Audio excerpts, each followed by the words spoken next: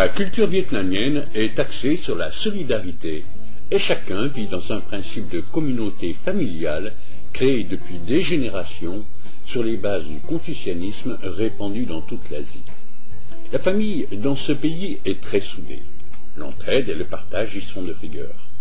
Les enfants se doivent d'épauler les parents de leur vivant et le culte des ancêtres témoigne de ce sentiment de respect par des offrandes de toutes sortes qui leur sont dédiées, espérant ainsi contribuer à leur vie heureuse dans l'au-delà.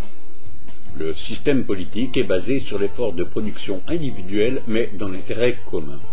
Chacun y est une unité de production avec sa place bien définie dans la société.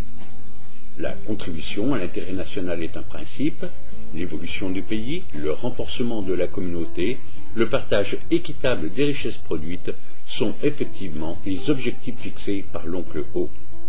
Si l'État ne peut plus aujourd'hui aider directement une population grandissante, dont la démographie rassemble plus de 60% de jeunes, qui sont le grand espoir de la nation vietnamienne, les résultats en termes de croissance annuelle sont exceptionnellement élevés et bénéfiques pour tous. Maintenant, chacun peut devenir son propre acteur de développement et les idées créatrices abondent au Vietnam, laissant du même coup une place grandissante aux libertés individuelles et au pluralisme. Chacun a cependant conscience de sa place et de ses devoirs au sein de la communauté. Tant que le partage sera de rigueur, ceux qui réussiront forceront l'admiration des autres et resteront autant d'exemples motivants pour le plus grand nombre. Mais cet individualisme naissant ne risque-t-il pas, à terme, une remise en cause du partage lorsque l'on sait les difficultés rencontrées dans nos sociétés occidentales? Bien évidemment, avec la mondialisation, un pays ne peut plus rester retranché derrière une muraille d'interdits et de censure. L'ouverture est incontournable et au Vietnam, les moyens de communication nombreux facilitent les échanges, l'Internet fait évoluer les mentalités et le tourisme, qui se développe très vite, participe à l'émancipation des esprits.